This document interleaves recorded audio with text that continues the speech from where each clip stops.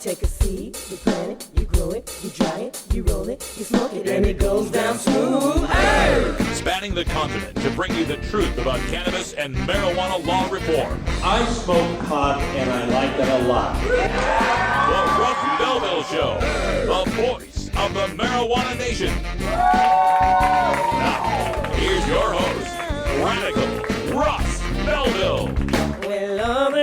Good day, tokers and tokettes and non-toking lovers of liberty. It is Tuesday, April 28th, 2015, and it's got to be 420 somewhere in the world. Oh my goodness, thank you for joining us here for today's show. Just jam-packed with news, interviews, information, music, comedy, and more by, for, and about the cannabis community. We are here every weekday live at 3 p.m. Pacific time on 420radio.org. Also available on the go on the 420 Radio app. You can download it for your Android. Coming soon to iPhone. You can get the app at 420radio.buzz. The app also includes archives of my previous shows and more features to be unveiled later. We're keeping it simple for now, but for now you can get the archives of the Russ Belville Show and this live 24-hour stream. So glad you're here. On today's show, we are going to be bringing you another interview with one of the people from Medical Marijuana Inc. Andrew Hard will be joining us on the show, and we're going to talk about that recent report by Project CBD called Hemp Oil Hucksters. I'm going to ask him some tough questions about their so-called real scientific hemp oil. All that's coming up at 1:30. Also on the show today, we'll continue with a radical rant at 45 past the hour, my feelings on the Project CBD report and my thoughts on hemp oil as a possible medical alternative. Also on the show today, we're going to get into the drug war data mines and take a look at workplace rights. As a medical marijuana patient in one of the 23 states that recognizes medical use of cannabis, what is your right to work, if any? We'll give you some of the shocking statistics about workplace rights in the medical marijuana era and how, of course, us recreational consumers have no workplace rights. We'll also talk about our Behind the Headlines segment where we take a look once again at the state of Ohio, where now there are 5 groups working to legalize marijuana. We'll tell you all about the latest group fighting to legalize marijuana in Ohio. But this all begins with the 420 radio news, and in the headlines today, we've got Texas taking a look at medical marijuana legislation, 3 different bills to tell you about there. In California, there's been bills introduced to regulate the state's medical marijuana industry. We've got a poll from Fox News on the support for marijuana legalization nationwide. We've got a decision from the Massachusetts Supreme Judicial Court regarding search warrants on marijuana grows that is very, very interesting for those of us involved in medical marijuana. And in Alabama, speaking of medical marijuana, we thought the bill was dead there in Alabama. It might have a second life. We'll tell you about the details that are going down in Montgomery about the legalization of medical marijuana, at least in some limited degree there in Alabama. So all that's coming up. Plus, in hour 2, Toker Talk Radio, we'll take your calls at 84-420 radio. We'll be talking about wasting welfare money at the pot shop. There's a new study out, or some new reporting out from Forbes magazine on just how much welfare money is used in Colorado and other states at the medical marijuana dispensaries. We got Electric Tuesday coming up today, so at 20 after, at 4:20 here Pacific time, we're going to get Electric Bob calling in and a new tune for us from the electronic genre. And then at 1:30 of the second hour, I'm calling in to another show called The Full Melt. They wanted to ask me some questions about Oregon's medical marijuana and recreational marijuana programs. And I said, hey, why don't we just do a show within a show? We'll kind of have a feedback loop. We'll cross the streams. We'll see what happens. So stay tuned. All that's coming up next on the Russ Belville Show. We're back right after these sponsor messages.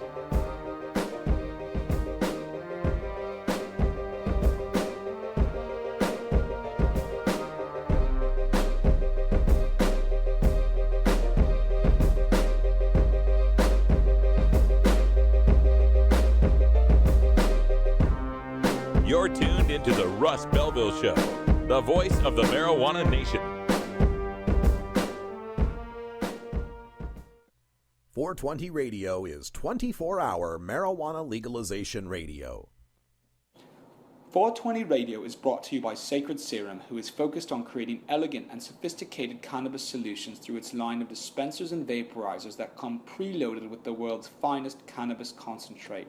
Sacred Serum's concentrate is made on pharmaceutical-grade supercritical CO2 extraction machines that use absolutely no butane or other toxic chemicals. The Vesica, the company's innovative new way to dab and frost, is now available in dispensaries across California. Sacred Serum, elegance and sophistication concentrated. Connect with 420radio.org through social media, on Twitter at 420radio.org, and our Facebook page at 420radio.org. Follow us and like us today. You'll be glad you did.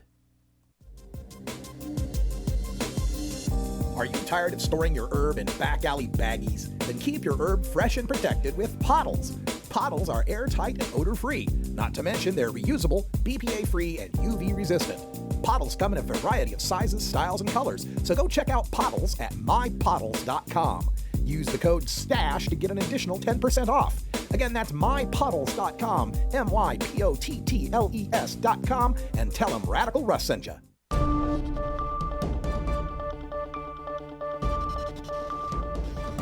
It's time for the 420 Radio News, covering the latest headlines in consumer cannabis, medical marijuana, and industrial hemp.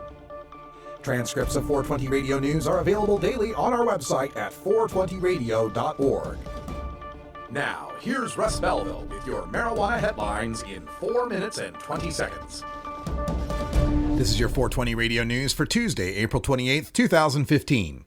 Texans suffering from chronic pain, seizures, and other debilitating disorders will ask lawmakers Tuesday to support legislation that would allow them to use marijuana to treat their symptoms. A proposal by Representative Marissa Marquez, a Democrat of El Paso, would legalize marijuana for medical use and set up a licensing system for growers and dispensaries. Chair of the House Public Health Committee, Representative Myra Cronover, a Republican from Denton, Texas, put medical marijuana-related bills on Tuesday's schedule the day after veterans came to the Capitol to publicly ask her to give the proposals a hearing. Two other related proposals are scheduled to be heard by the committee today as well. A bill by Representative Elliot Naisthat, a Democrat of Austin, would provide a defense in court for people using marijuana for medical purposes, and a measure by Representative Stephanie Click, a Republican of Fort Worth, would allow people with intractable epilepsy who haven't found success with other medications to use high CBD oil. California State Senator Mike McGuire has introduced a sweeping bill that would legalize and regulate the medical marijuana industry from cultivation to consumption and all steps in between. The bill, SB 643, passed out of the State Senate's Business and Professions Committee on April 20th and will receive a hearing in the Senate Governance and Finance Committee on Wednesday. McGuire's bill would create a Bureau of Medical Marijuana Regulation within the state's existing Department of Consumer Affairs. The legislation would give the Bureau until January 1st, 2018 to develop procedures for the issuance of conditional licenses for cultivation, manufacture, transportation, storage, distribution, and sale of medical marijuana within the state. The Bureau, in consultation with the State Water Resources Control Board, also would be charged with adopting regulations to ensure that licensed medical marijuana growers don't threaten the state's environment. A majority of Americans support legalizing recreational marijuana, a Fox News poll revealed Monday. The Fox poll marks the first time the news organization has found majority support for the issue since it began asking the question. It's also the latest in a string of recent polls that have, for the first time in their histories, found majority support for legalization. When asked if they favor or oppose legalizing marijuana, 51% of registered American voters surveyed nationwide said that they favor legalization. Polls this year by CBS, Fox, Pew Research Center, the Benenson Strategy Group, and the General Social Survey have all found majority support for legalization. No poll this year shows majority opposition. 8 of 10 polls last year saw majority support for legalization, and since 2011, 21 of 34 national polls show majority support for marijuana legalization. In a landmark decision Monday, the Massachusetts Supreme Judicial Court threw out the case against Hosea Canning, ruling that police executing a search warrant must prove the suspect isn't growing for medical purposes. In the Canning case, police secured a search warrant based on overpowering marijuana smell and Canning's sky-high electrical bills. Once they executed the search, members of the Cape Cod Drug Task Force said they found 70 plants under grow lights. But the High Court ruled that in obtaining the search warrant, it was not enough for police to show probable cause that Canning was growing marijuana. They also needed to establish that he was not registered to grow the plants for medical purposes. Specifically, the High Court upheld a Orleans District Court ruling to suppress key evidence related to the arrest of Canning, age 37, who was charged on May 30th, 2013, with possession with intent to distribute marijuana, distribution of marijuana, and conspiracy to violate drug laws. After receiving dozens of emails and phone calls from medical marijuana proponents, a key Alabama senator says the bill isn't necessarily dead. Senator Jabbo Wagoner said he hasn't changed his viewpoint. He is still against medical marijuana legislation, but today said he would poll members of the Rules Committee. The chairman of the Rules Committee told reporters last week that medical marijuana legislation was dead. He wouldn't allow it to be discussed on the Senate floor. Senator Tripp Pittman said medical marijuana legislation is too broad to be debated on the Senate floor this year. Quote, "The bill that is before us opens the door way wider than just medical marijuana," the Rules Committee member told reporters today. "The 25 medical conditions outlined in the bill are pretty broad in scope," end quote, he said, "and would cause for misuse of the drug." This has been your 420 Radio News for Tuesday, April 28th, 2015. I'm Russ Belville.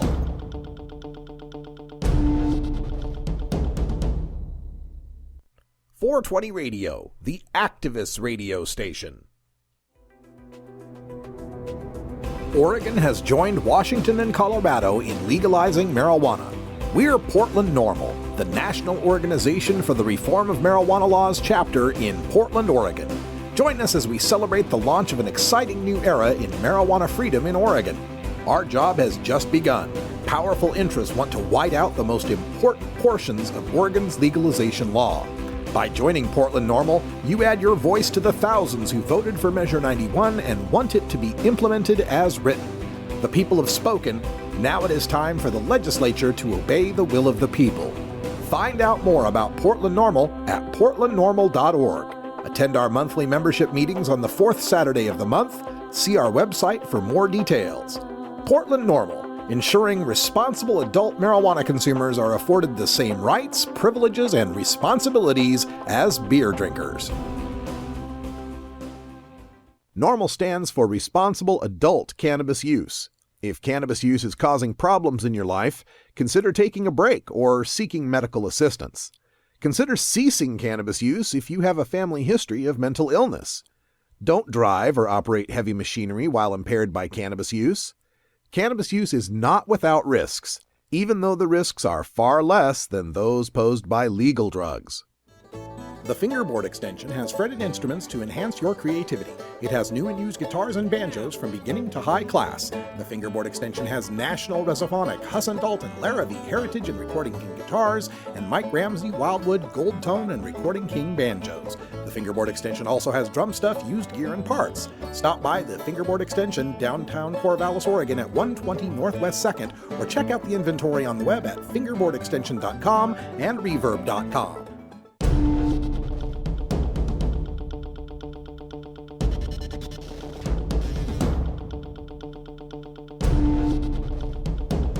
Welcome back, everyone. Almost 14 after the hour. Time for us to go behind the headlines, where we've been reporting on the state of Ohio, where the controversy involves the group Responsible Ohio that has gotten a constitutional amendment ready for circulation. They are collecting signatures on it right now. They've already collected over 160,000 of the 300 some odd thousand signatures they're going to need. And the controversy, of course, is that while it legalizes possession of an ounce and it legalizes a certain limited home grow and pot shops, it also mandates that there's only 10 grow sites in the entire state, and those 10 grow sites are written into the Constitution and belonging to the 10 groups of investors that are funding the campaign. Some people call this buying legalization. A company, these groups buying their own industry, their own oligopoly. Well, there are 3 other groups in Ohio that are also working to end marijuana prohibition, and I've lamented the fact that there still exists 3 different groups working when they seem to be facing a behemoth in Responsible Ohio. You might think they might want to join forces and not to divide and conquer.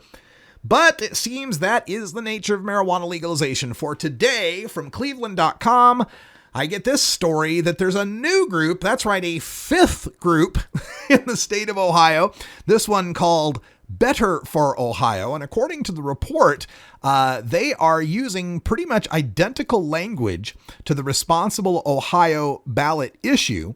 However, their complaint is that just having 10 grow sites written into the Constitution is bad, so they are promising 40 grow sites. And wait, folks, it gets a little weirder than that. Better for Ohio is going to allow 4 times the growing sites. They're going to allow home grow that doesn't require state registration. The Responsible Ohio plan would require that you get a license from the state to grow at home. And provisions to promote green energy at high energy using grow sites. And their idea is that they're going to solicit for signatures, get on the ballot, and they actually believe that Responsible Ohio is going to get on the ballot, and if it gets on the ballot, it passes. So their idea is to get on the ballot alongside of it and have the Responsible Ohio people adjust to supporting their version rather than the version that they went and spent all the time and money and signatures gathering for.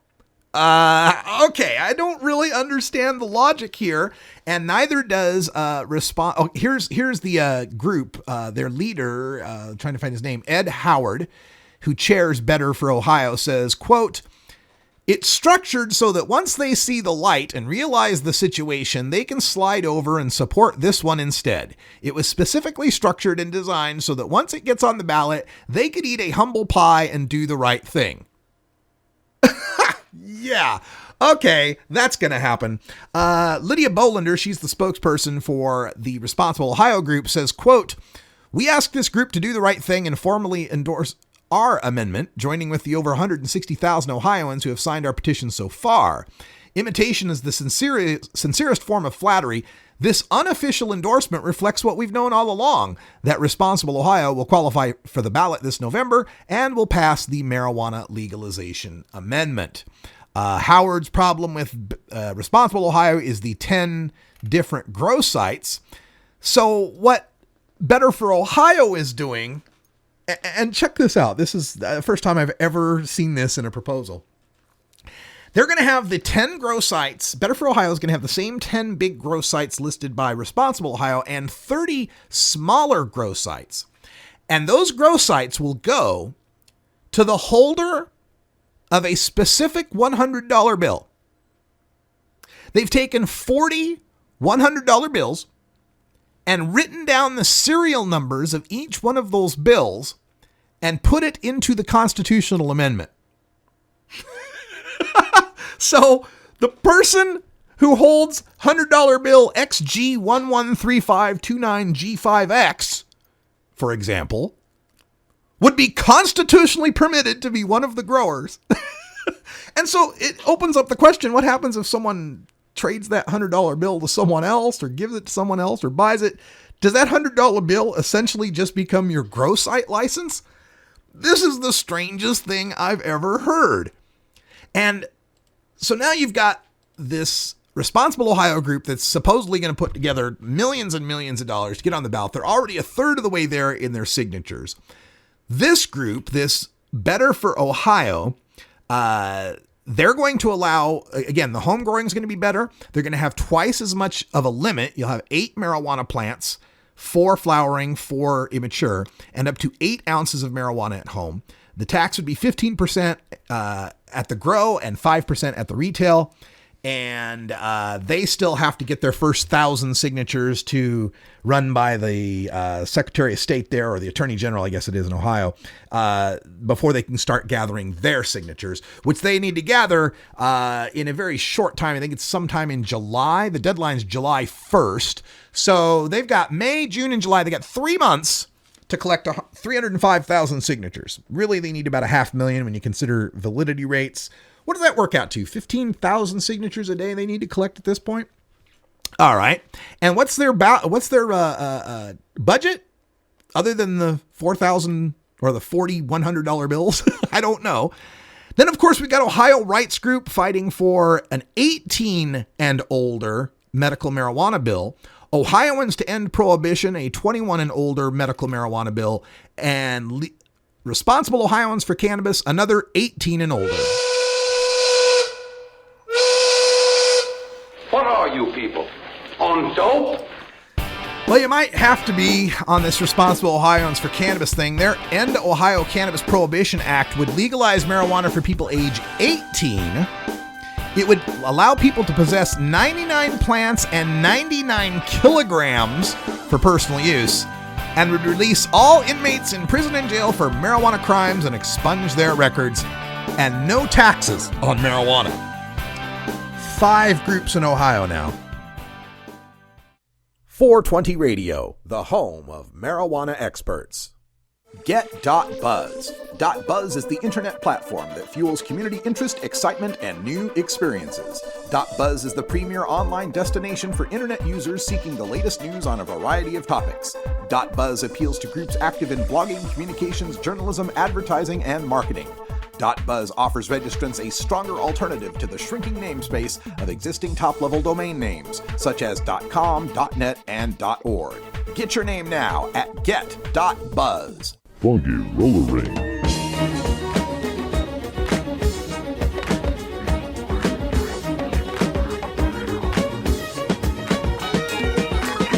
This is Big Daddy, and I want you to join me every Thursday night for some good old soul, funk, and disco at the Funky Roller Ring on 420 Radio. You dig?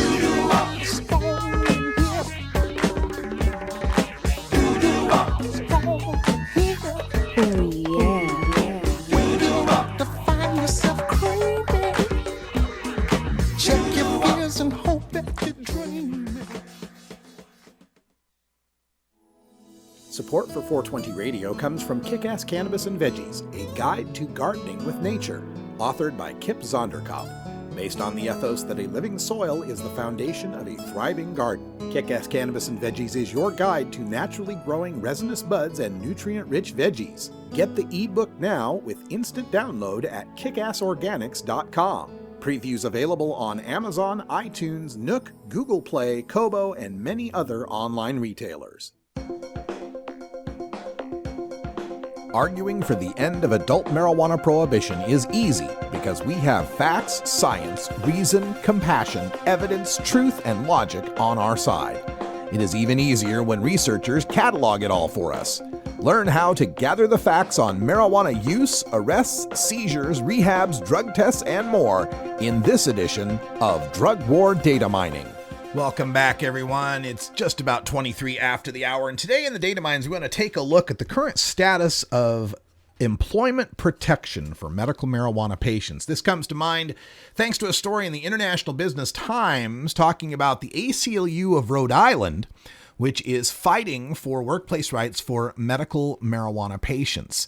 And they're filing a complaint against an employer who they say has refused to hire medical marijuana patients, despite the fact that medical marijuana has been legal in Rhode Island for almost a decade now.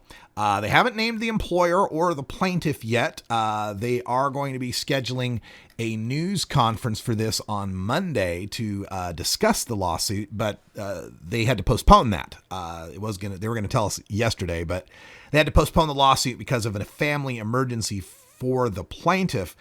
And they will comment just as soon as they have it all together. But this is one of the sad parts of legalization at this point, is that we get ourselves to a point where we're no longer arrested, but all the other mechanisms by which we're discriminated against still remain intact. And no more is this worse than in the case of employment discrimination. Currently, there are only 2 states of the 23 medical marijuana states there are of varying levels of medical marijuana. Only 2, Arizona and Delaware, will bar an employer from firing a marijuana patient for failing a drug test. And that, as it is written, is still paper thin as far as a protection, because written into those laws, they also allow an employer to take action if they can prove that an employee's marijuana use might impair workplace performance.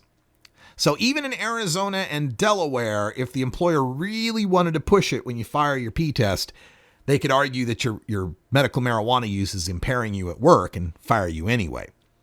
And of course, for us recreational marijuana consumers, us adults who just choose it over Marlboros or martinis or Ambien or Viagra or any other drug that wouldn't get us fired, we can still be fired. Oh yeah, we can still be fired even if we've never shown up to work high. The mere metabolites of marijuana in our piss are enough to fire us. Now, you know my story.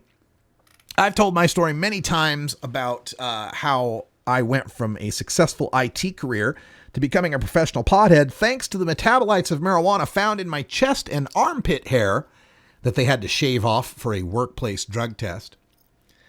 The subject also comes to mind because someone very dear to me is taking a drug test today. Now, she's lucky in one case because it is a pee test and not a hair test. She's lucky in another way in that she's a she. The way that many women are passing drug tests these days in the workplace is by keeping a container of clean urine, either a container they've filled themselves at one point or had a non-marijuana using friend fill for them. And then they take that container and they secret it inside their vagina so that the sample is nice and warm, so that when the drug test is taken, they can pop the little vial out of the vagina, pour the warm, clean pee into a cup, and give it to the potential employer. And if this isn't the most disgusting thing you can think of, and shameful and embarrassing and humiliating thing to have to go through, consider that many of the people that end up taking these drug tests are taking them for jobs they're already doing. In my case, it was a job I'd already been doing for 2 years with some of the highest employee satisfaction ratings, workplace reviews that any employee had gotten at that place. But because my armpit hair had metabolites in it, I was no longer qualified for that job. The loved one in my family who's taking that piss test today, been doing the job for a year now, and is considered one of the rock stars in her company and is constantly getting headhunting job offers from other major employers in her business. But she has to pull out a vial of clean urine from her vagina in order to prove that she's good enough to keep working for these people.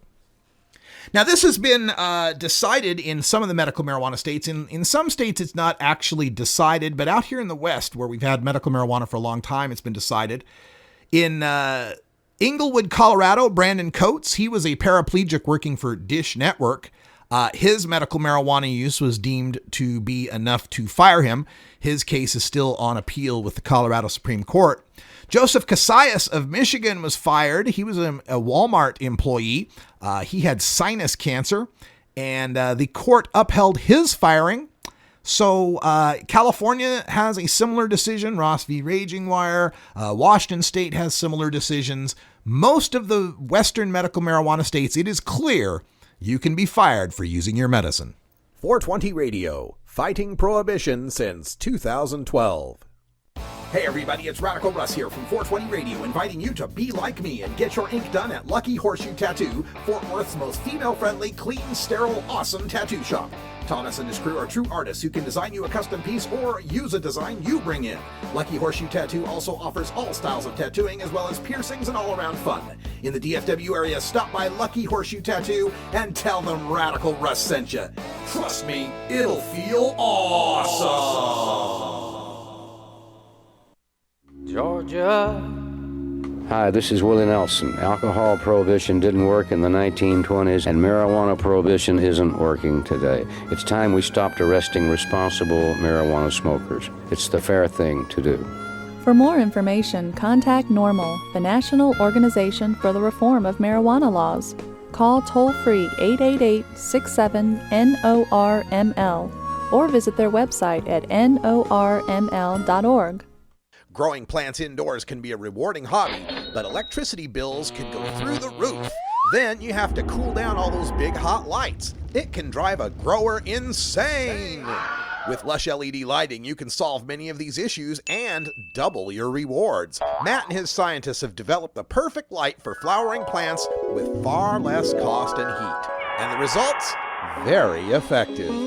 Check out lushledlighting.com right now and tell them Radical Russ sent you.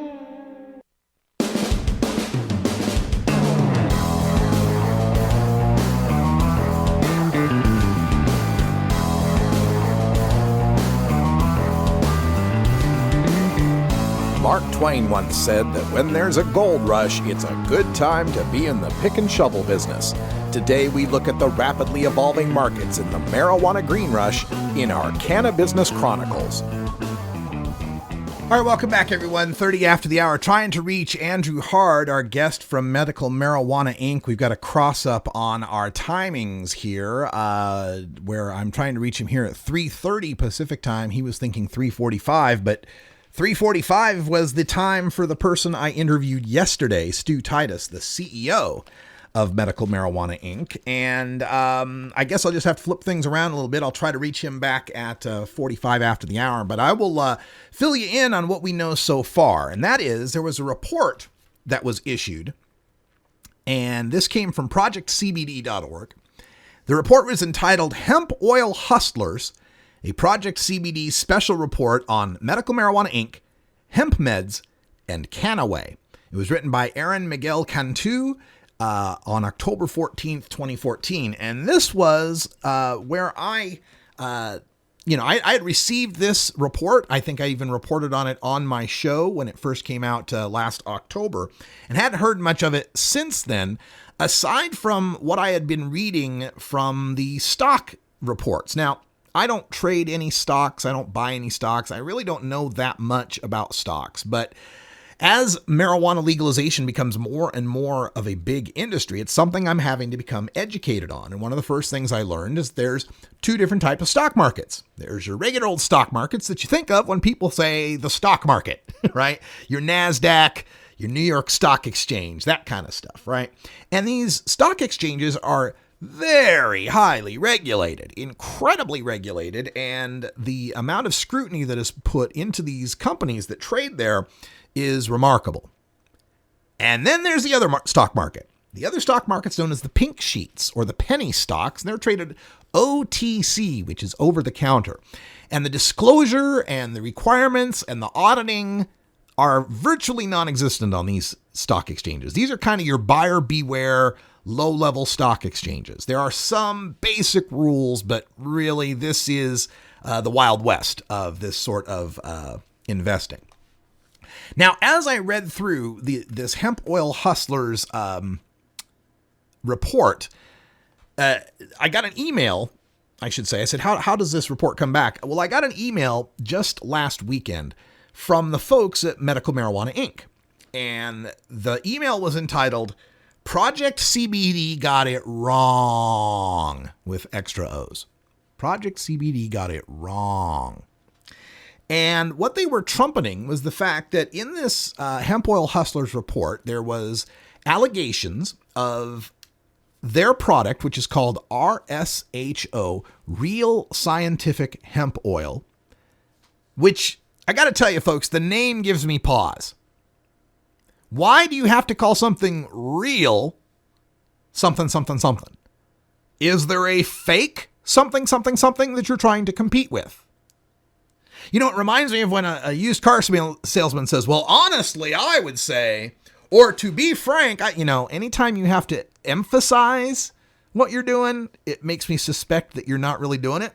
So this real scientific hemp oil, and that's the other part, the scientific part. What's the scientific part? And then I got to realizing, oh, wait a minute. It's not a matter of whether it's real or it's scientific.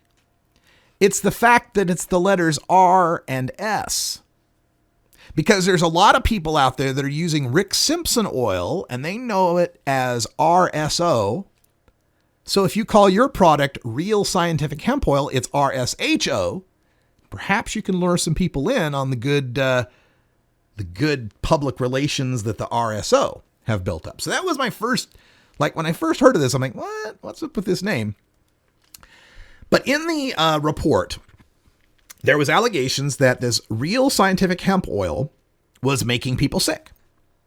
And that it was then turned into some laboratories, a laboratory, Stewart Laboratory, I believe it was called. And let me read you I'll just read you the press release from Medical Marijuana Inc. about this situation, because the Project CBD report said that there was some intestinal discomfort for some of the people that used RSHO.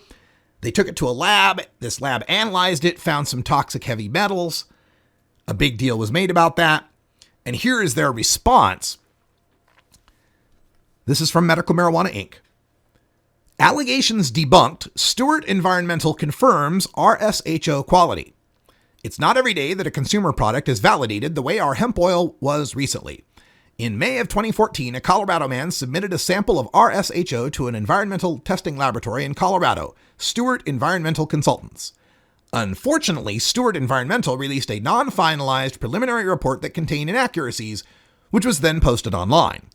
The following statement and video from a Stewart Environmental representative was created to clear up any misconceptions about the quality of our hemp oil. The results of the testing proved there were no heavy metals in the sample and provided yet another example of the quality and safety of our hemp oil. The safety and quality of our product, as well as our customers' confidence, is extremely important to us. For this reason, we've worked with Stewart Environmental to get the truth out. Our RSHO oil is tested at its origin in the European Union and is inspected upon arrival in the U.S. Customs, FDA, etc. would never let in a hemp oil product if it were contaminated with microbial life, mold, or other contaminants. Our RSHO oil, which is redundant, passes all required parameters for open importation. We quarantine the oil as a double fail-safe and send it out for more testing to cannabis labs and to a food safety lab for extra verification. Only if these independent tests verify the safety and accuracy of our suppliers' tests and U.S.-based inspectors' tests will we consider beginning the manufacturing and packaging processes. These extra layers of verification and quality and accuracy are almost unheard of in the natural product world, which is well known for retailing mislabeled products. So that's their official statement. Now, I went back and reread the Hemp Oil Hustlers today, and I found that one of the people that was given this RSHO that suffered the intestinal cramps was Brave Michaela. Brave Michaela, the little now 8-year-old girl, but then she was 7-year-old girl who appeared on our show battling leukemia, who treated it with cannabidiol oil.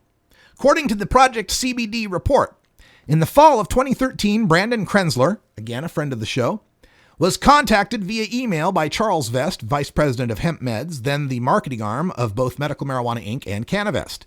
He offered to send samples of real scientific hemp oil to Krenzler to give to his 8-year-old daughter, Brave Michaela, who was undergoing chemotherapy for leukemia.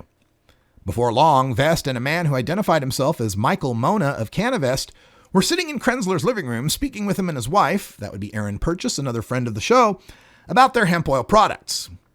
It turns out, though, that it wasn't Michael Mona. It was Michael Lamas, former CEO of Medical Marijuana Inc., pretending to be Mona for reasons unclear. By the way, earlier in the Project CBD report, they reported on Michael Lamas and his various financial shenanigans and indictments and frauds that he'd been a part of. Despite harboring some doubts, Krenzler agreed to share a few samples of RSHO with others in Oregon's medical marijuana community. Vest and Lamas encouraged him to tell his friends that RSHO was safe for use. Krenzler gave some RSHO to Michaela. Almost immediately, she complained of severe stomach cramps. When he tried it himself, Krenzler's guts started cramping soon after ingestion. Other people he'd sent samples reported similar gut-wrenching reactions. The 3 RSHO blue samples tested clean, but Dr. Noel Palmer found significant levels of hexane, a highly toxic industrial solvent, in both RSHO gold vials. Symptoms of hexane poisoning include nausea, vomiting, headaches, dizziness, and mental confusion. Concentrations of hexane in excess of 50 grams can be fatal. So This has got me concerned, and I sure hope we get Andrew on in the next segment to talk about this, because I'm concerned about the fact that a little girl got sick. A little girl who's a friend of mine, a little girl I care about very deeply, was sickened by this product. And now I've got Medical Marijuana Inc. trumpeting that, oh, this lab said their product doesn't have heavy metals in it. But does that answer the question of why did these people get sick? I also have some other questions. Where is this CBD oil coming from? Like which country? It said EU. Which country in the EU? All of them? Some of them? None of them? And how are we getting this hemp oil for this real scientific hemp oil? The reports in Project CBD talk about importing a big tubs of hemp paste that is gotten after the retting of industrial hemp. And so basically we're getting a byproduct. And I have questions about the legality. Medical Marijuana Inc. keeps, and Stuart Titus, their CEO yesterday on the show, kept repeating, legal in all 50 states. It's legal in all 50 states because it's hemp. Well, gosh, if it's legal in all 50 states because it's hemp, why the hell is GW Pharmaceuticals putting so much effort into Epidiolex? If the answer already exists in industrial hemp, why the hell would this British pharmaceutical giant be putting a whole lot of money into CBD medicinal strains?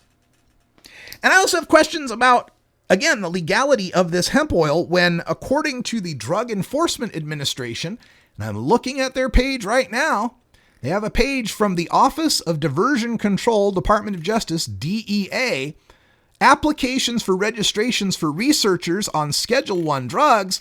And right there in the Schedule I narcotic and non-narcotic section is marijuana with an H and cannabidiol.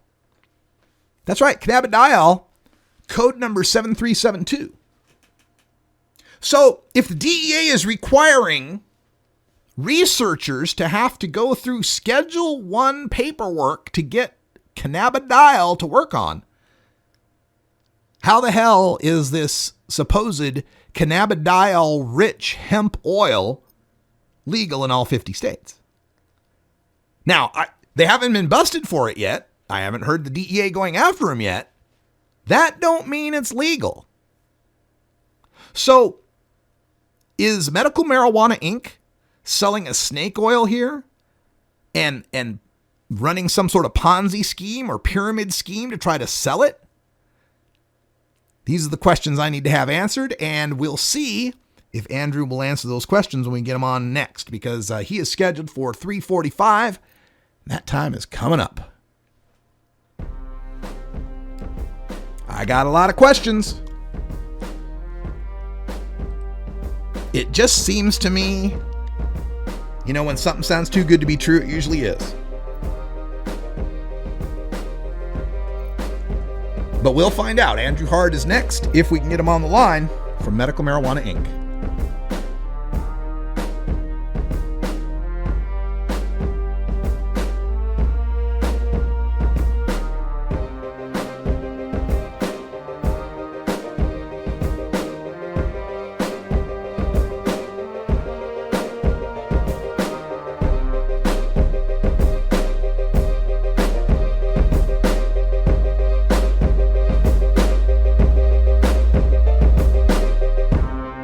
You're tuned into the Russ Belville Show, the voice of the marijuana nation.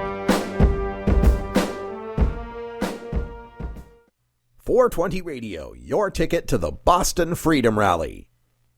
You know Herb Thrasher from the Herb Thrasher Flower Hour. Now get ready for Herb Age Designs for the proud cannabis consumer.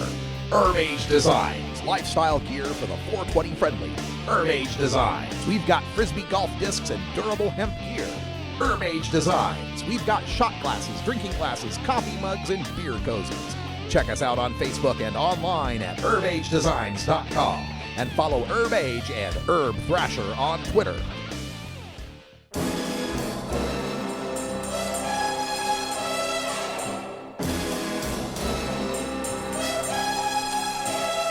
America's R7 secret agent of progressive change.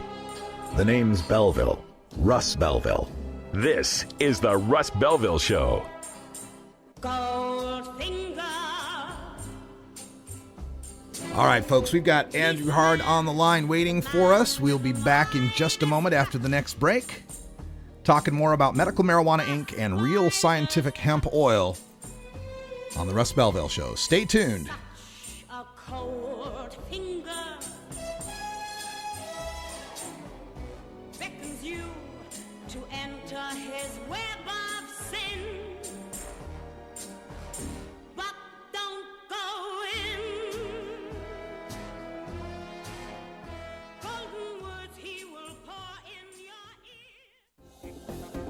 Adam Hand of Handmade Apparel produces quality custom designs for t-shirts, hats, and other apparel. Handmade Apparel is the official design shop for 420 Radio, among many clients who rely on Adam Hand for everything from short-run custom projects to full-run clothing lines. Visit handmadeapparel.biz to browse the selection of handmade gear or to get a personal quote for your own designs. Handmade Apparel, a proud supporter of 420radio.org.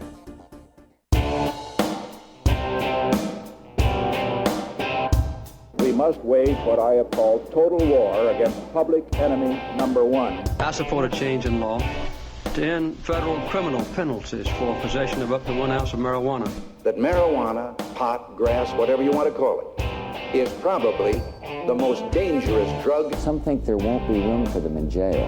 We'll make room. I experimented with marijuana a time or two, and I didn't like it and didn't inhale. One major responsibility is to encourage people to use less drugs. Entirely legitimate topic for debate. Radical Rant.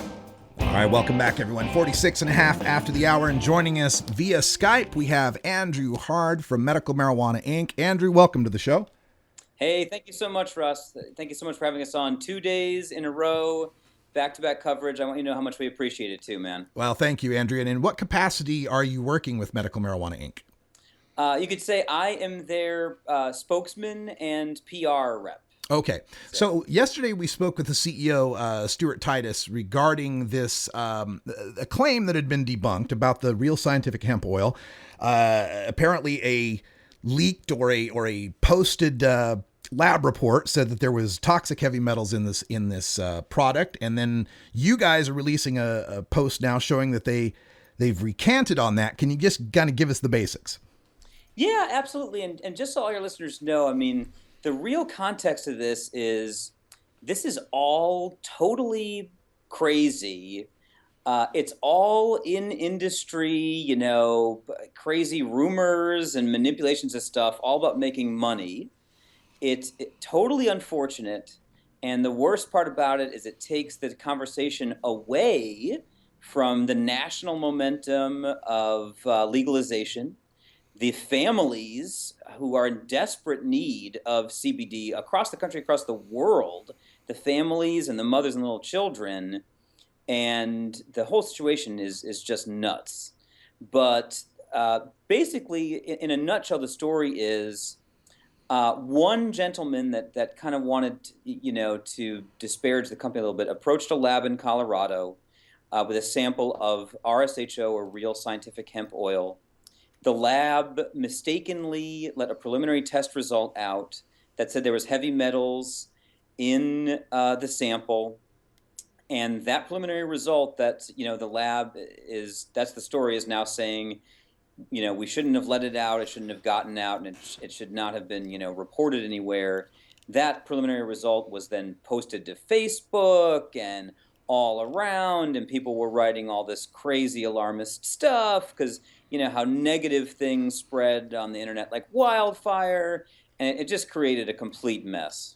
Okay, so this post about there being heavy metals in the test turns out to be false. Stewart retracts their post, but it kind of reminds me, Andrew, if you remember the case against George W. Bush and his service in the Texas Air National Guard, and Dan Rather got brought down because the TH on the typewriter couldn't have been used at that point, but nobody ever went back and disproved any of the allegations in the first place. And that's where I want to take this discussion, because you mentioned the children, the families that are desperate for some of these solutions. And one of those children happens to be a friend of mine. Her name's Brave Michaela Comstock. And according to a report in Project CBD, and according to testimony from my own personal friend, Brandon Krensler, her father, Both he and Michaela took this RSHO and almost immediately experienced severe stomach distress. What's the response on the claims in the Project CBD report about numerous people pointing out intestinal distress from using this RSHO product? Yes, those are all also completely false and inaccurate. So Michaela did not get sick? No, and there are no medical records or medical authorities or any sort of story like this that actually comes out. There actually is some kind of documentation or some kind of records that indicate something like this happened, and you really could tell. There were different people who came out in social media and post kind of very separate, very alarmist things. But nobody who actually come forward and build anything credible. Well, Andrew, you're asking me to believe that someone who had been giving actual CBD oil, that we can get legally in some of these medical states, giving it to his daughter on a regular basis, she has no problems. He uses cannabis products on a regular basis, never has any problems. They both take your RHSO and within a couple of minutes start feeling intestinal distress. Were they lying to me, Andrew? Well, Russ, you should know that within a couple minutes, for any ingested product, that's pretty outlandish, especially for a hemp-based product, which is all natural and grown from the ground. So out of nowhere, simultaneously after taking your product, they both mysteriously got some sort of stomach ailment that had nothing to do with RHSO. That would have to be the case. All right. Well, let's go on to another subject here, because another thing that I'm really curious about here is we've got companies. We've got a company called GW Pharmaceuticals. They're a big British pharmaceutical manufacturer that's currently gotten FDA trials off the ground on a product they call Epidiolex, which is a cannabidiol-based substance. Why are they pouring all this money and time and research and effort to do this if they could just get the results you're getting out of hemp? That's a very, very good question. And what you would need to enter into, and where that brings you is to a very reasoned, well thought out debate of that's where this is all going. Is pharmaceutical versus nutraceutical. That's what that debate is. And obviously there's a pharmaceutical route, but via that route you're many, many years away from access to CBD, but you will end up with what will be pharmaceutical FDA approved drugs. One of our other companies is called Canna Life Sciences. They actually have the exclusive license to the federal government patent on cannabinoids via the National Institute of Health, and they are going that route as well. They're a very important company, one that we consider to be kind of our GW pharmaceuticals, so to speak. Okay. The other place to sell product is the nutraceutical route, or right now what the FDA calls all hemp products a food or nutritional supplement. Okay, so you can't make any claims as to the medical efficacy of this since it's a nutraceutical, right? Legally. I don't as a spokesperson for the company. I'm their third party, kind of PR company, so I can tell the stories. I can thankfully tell the real family stories of who have really used RSHO, and objective families reaching out. I would urge your viewers to look into a recent CBS News special of a little girl named Sadie in Ramona, California, who is really using RSHO and has an amazing and brilliant story. I would also urge your viewers to reach out to a real user, a real consumer of RSHO, named Penny Howard in Dallas. Her Facebook page is Hope for Harper, Hope numeral 4 Harper. Okay. And to go along with the stories that you mentioned before, I would just urge your viewers to look into those stories as well, to do their objective research and definitely find actual families, actual users online. Okay. And those are two very interesting cases. And Russ, I'd love for you to look into them as well. Okay. Now let's look at the product itself, the real scientific hemp oil, because as we know here in the United States, marijuana is an illegal substance. It's a Schedule I controlled substance. I'm looking at the DEA's website right this minute, the Office of Diversion Control, Drug Enforcement Administration, and it's DEA Form 225, an application for registration of businesses that want to work with certain controlled substances. And right there in the Schedule 1 narcotic and non-narcotic section is marijuana and cannabidiol. Cannabidiol is listed as 7372 on their codes. So where are you getting this CBD from? Are you squeezing it out of the seeds of the plant, the stalks of the plant, the leaves of the plant, the flowers of the plant? How are you coming about this stuff? Sure. So there are a lot of questions about all this, and people need to know it's very important to follow the actual science and also the actual legal precedent as well. And so where we are drawing CBD oil is from the mature stalk of the hemp plant.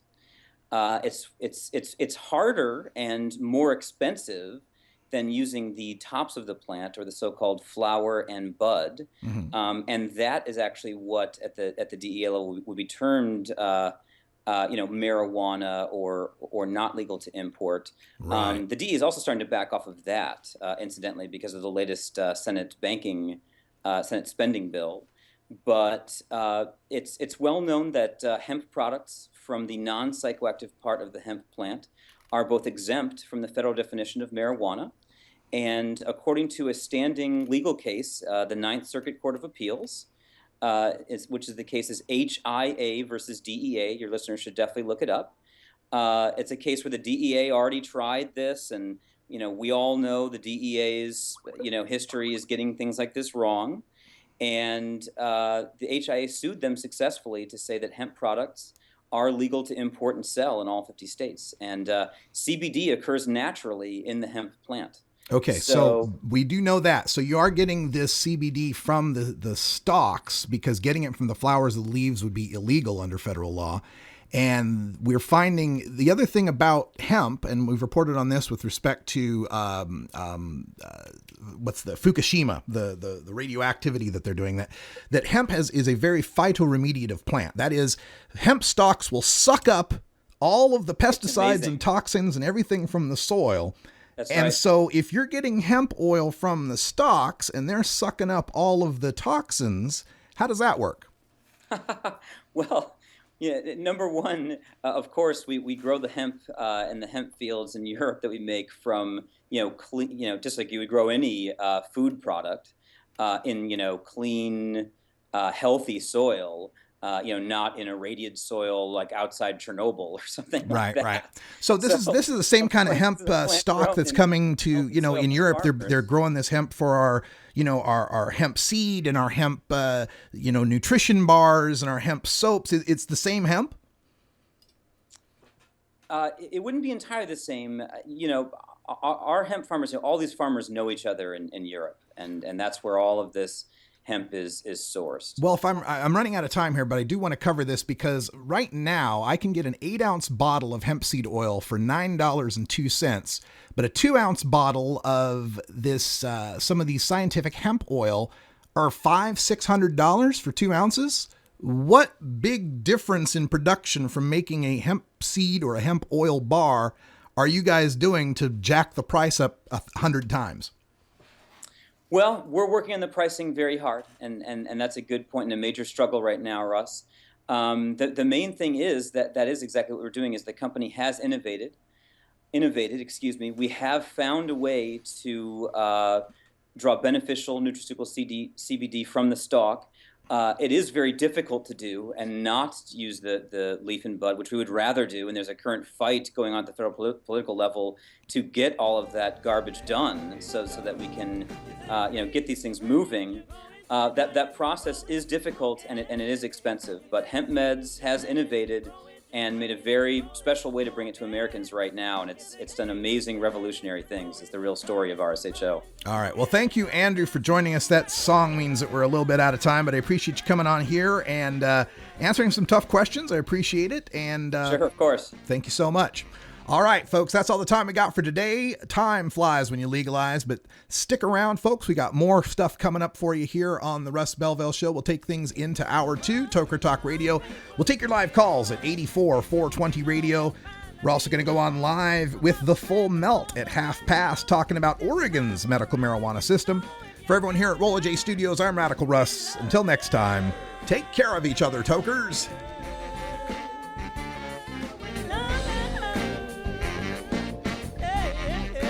This is the Russ Belville Show. The Russ Belville Show is blogging and podcasting daily at radicalruss.com. You take a seed, you plant it, you grow it, you dry it, you roll it, you smoke it. You take a seed, you plant it,